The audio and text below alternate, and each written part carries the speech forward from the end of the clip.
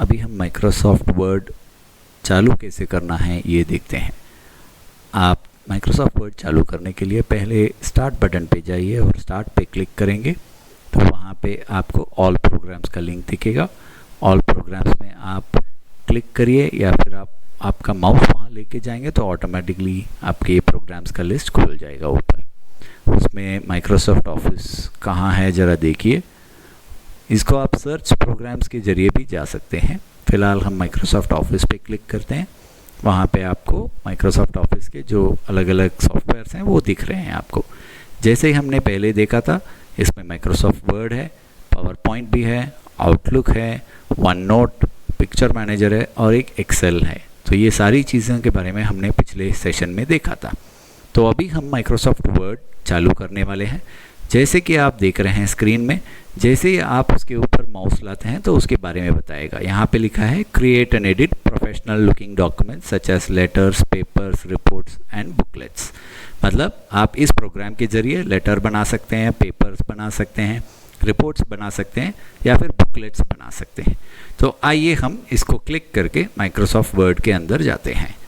तो अभी मैंने क्लिक कर दिया है तो ये आपको स्क्रीन में दिख रहा है वर्ड 2010 स्टार्टिंग होके आपका वर्ड का स्क्रीन खुल गया है।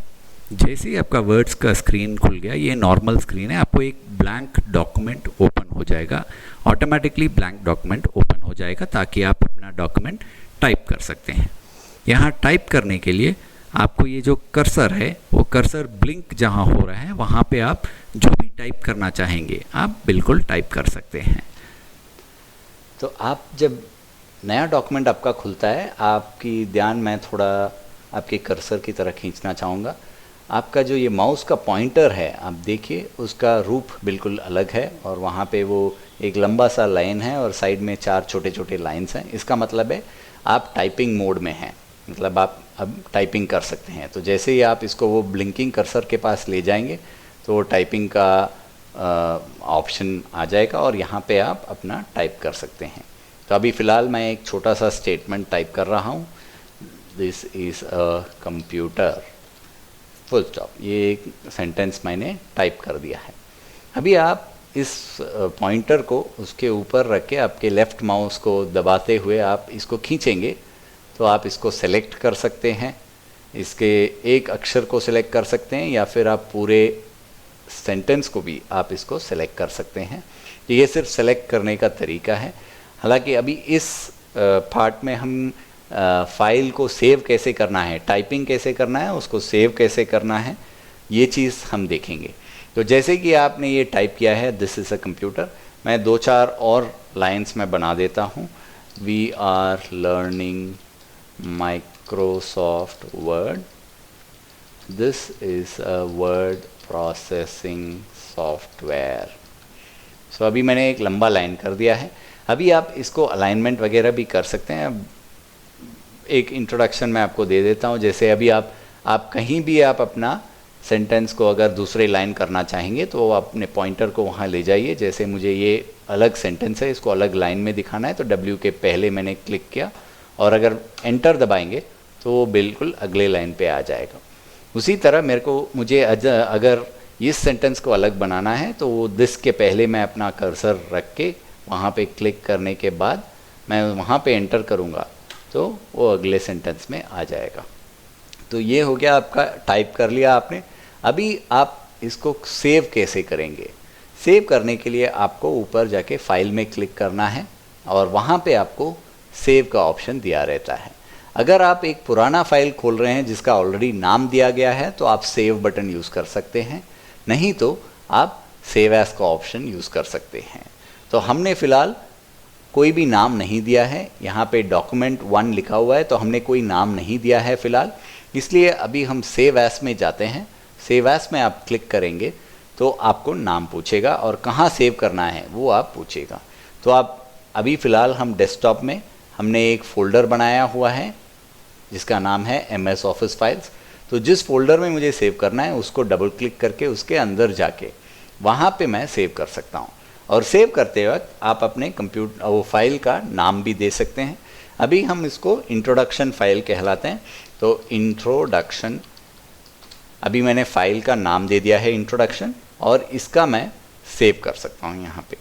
अब ये फाइल सेव हो गया है। अब आप देखना चाहेंगे कि ये कहाँ सेव हुआ है, तो हम ज़रा डेस्कटॉप पे जाते हैं, वहाँ पे हमारा फोल्डर है MS ऑफिस फाइल्स, उसको ओपन करते हैं और वहाँ आप देख सकते हैं इंट्रोडक्शन नाम का ये एक फ़ाइल है, राइट। अभी हम वापस इसमें आएंगे, इसको कैसे खोलना है वो देखेंगे। तो वापस हम वर्ड में जाते हैं। वर्ड में जाने के बाद अब हमने सेव कर दिया है, हम इसको बंद भी कर सकते हैं। और क्लोज़ करने के लिए या तो आप यहाँ फाइल में जाके फाइल को क्लोज़ कर सकते हैं, या डायरेक्टली आपको पूरा वर्ड ही बंद करना है तो ये ऊपर का जो क्रॉस बटन है इसको आप क्लिक कर सकते हैं। फिलहाल हम इसको सिर्फ क्लोज़ करना है। अब फाइल को क्लोज़ पे क्लिक करेंगे तो फाइल आपका बंद हो जाएगा, मगर वर्ड आपका चालू रहेगा, ताकि आप कोई दूसरा फाइल खोलना चाहेंगे तो आपको आसानी से खोलने में टाइम नहीं लगेगा, देर नहीं लगेगी। तो अभी आइए जाके हम अपना वापस वो इंट्रोडक्शन का फाइल फिर से खोलते हैं। तो MS ऑफिस फाइल्स में जाइए और वहाँ पे इंट्रोडक्शन का जो फाइल है उसको आप डबल क्लिक करिए, 2 बार क्लिक करेंगे तो आपका ये फाइल फिर से खुल गया है। तो ये इस तरीके से आप एक वर्ड डॉक्यूमेंट क्रिएट कर सकते हैं, उसको एडिट कर सकते हैं और उसको सेव कर सकते हैं। और जब आप वर्ड में काम कर रहे हैं तो आपको कुछ टूल बार का हम जानकारी देना चाहेंगे। पहला चीज़ जो है, ये जो आप ऊपर ये जो दिख रहे हैं इसको टाइटल बार कहते हैं, क्योंकि यहाँ पे आपके डॉक्यूमेंट का टाइटल दिया रहता है। तो इंट्रोडक्शन जो है वो आपके डॉक्यूमेंट का टाइटल है, तो इसलिए आपको ये डॉक्यूमेंट का इसको टाइटल बार कहा जाता है। अब नीचे जो ये दिख रहा है, ये file, home, insert, page layout, ये सारी चीज़ें जो हैं इसको हम मेनू बार कहते हैं, क्योंकि इसी से कई सारे मेनूज़ जो है आपको चेंजेस वगैरह जो करना है, बदलाव लाना है, आपको अपने डॉक्यूमेंट में जो भी बदलाव लाना है वो सारी चीज़ें आपको इस मेनू बार से आप कर सकते हैं। और नीचे जो है ये स्टैंडर्ड टूल बार है, जहाँ पे आपको कई सारे टूल्स दिए गए हैं और ये टूल्स जो है मेनू के हिसाब से बदलते हैं। अभी आप होम मेनू में हैं, अभी आप इंसर्ट मेनू में जाएंगे तो आपके सारे टूल्स जो है बदल गए हैं। ऐसे ही आप पेज लेआउट में जाएंगे तो आपके टूल्स फिर से बदल गए हैं। तो हर चीज़ पे अलग अलग टूल्स दिया रहता है, तो इसको आप जैसे ज़रूरत है उस ज़रूरत के हिसाब से आप ये टूल्स को इस्तेमाल कर सकते हैं। जैसे आप यहाँ देख रहे हैं ये आपका मेन डॉक्यूमेंट का पेज है, जिसको वर्किंग स्पेस भी कहते हैं। ये पूरा जो एरिया है इसको आप वर्किंग स्पेस कहते हैं। अब आप डॉक्यूमेंट जो है थोड़ा सा ही आप स्क्रीन में देख रहे हैं। अब डॉक्यूमेंट में नीचे जाना चाहेंगे तो आपके माउस में अगर स्क्रॉल बटन है तो उसको घुमाएंगे, वो व्हील है, स्क्रॉलिंग व्हील है, उसको घुमाएंगे तो आप नीचे जा सकते हैं। या फिर आपके साइड में जो मेनू बार का जो बार है इसको आप स्क्रॉल बार कहते हैं। इस बार को आप लेफ़्ट माउस से क्लिक करके होल्ड करके इसको आप नीचे भी ला सकते हैं। इसको ऊपर नीचे करने का एक और तरीका है, आप यहाँ छोटा सा एरो देख रहे हैं साइड में, ये ऊपर का एरो है और एक नीचे का एरो है, इसको भी दबा के आप ऊपर आ सकते हैं। जैसे मैं अभी अब छोटा धीरे धीरे मैं एक एक बार क्लिक करूँगा तो धीरे धीरे आप देख सकते हैं कि आपका डॉक्यूमेंट के ऊपर तक आप पहुँच सकते हैं। तो इसी के ज़रिए आप डॉक्यूमेंट के ऊपर और नीचे जा सकते हैं। इसमें एक और जल्दी तरीका है, जैसे आपके डॉक्यूमेंट में बहुत सारे पेजेस हैं, मान लीजिए मैं एक और पेज इसमें क्रिएट कर रहा हूँ, तो मैं ऐसे ही एक और पेज, ये पेज भर रहा हूँ और इसके बाद अब मेरे को नया पेज चाहिए, क्योंकि ये एक पेज तो ख़त्म हो गया, अभी मेरे पास बहुत सारा डॉक्यूमेंट का लिखने का है, तो मेरे को दूसरा पेज भी चाहिए। तो अपने आप जैसे ही ये लास्ट लाइन में आ जाएगा तुरंत अपने आप ये दूसरा पेज खुल जाएगा। खुलने के बाद आप इसको कंटिन्यूसली टाइप भी कर सकते हैं उसमें। अब ऐसा अगर आपके पास डॉक्यूमेंट है जिसमें 10-15 पेजेस हैं और आपको तुरंत पहला वाला पेज में जाना है, तो तुरंत जाना है, तो या तो आप अपने कीबोर्ड में पेज अप बटन का यूज़ कर सकते हैं। अब पेज अप बटन का यूज़ करने से आपका एक पेज ऊपर चला जाएगा, और उसी तरह अगर पेज डाउन का बटन दबाएंगे तो आपको तुरंत एक पेज नीचे चला जाएगा। तो ये जो है आपको जल्दी ऊपर और नीचे जाने के लिए इस्तेमाल कर सकते हैं।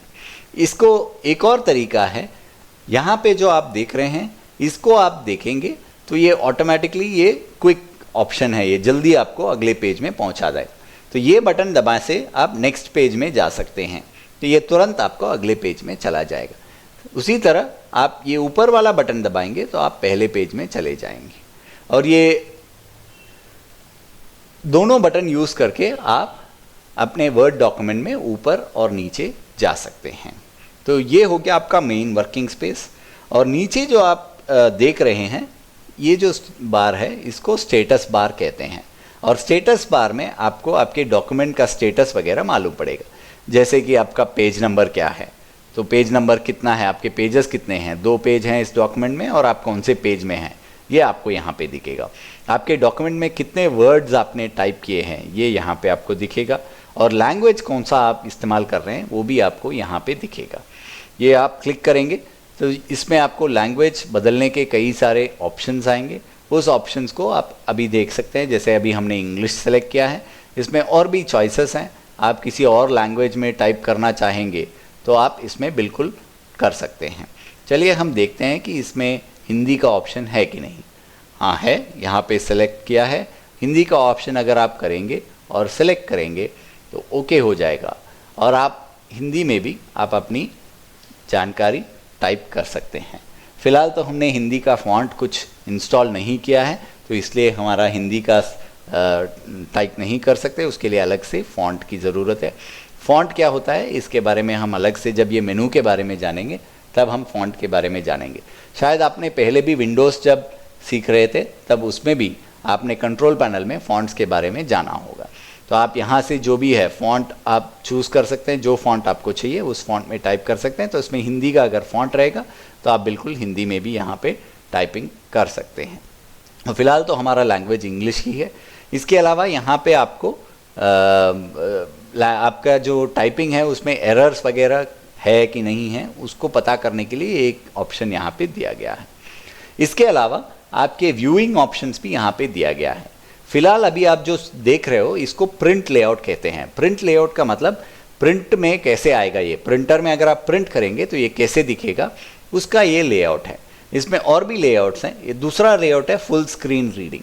अब आप फुल स्क्रीन रीडिंग पे क्लिक करेंगे तो आपका पूरा स्क्रीन जो है बड़ा हो जाएगा।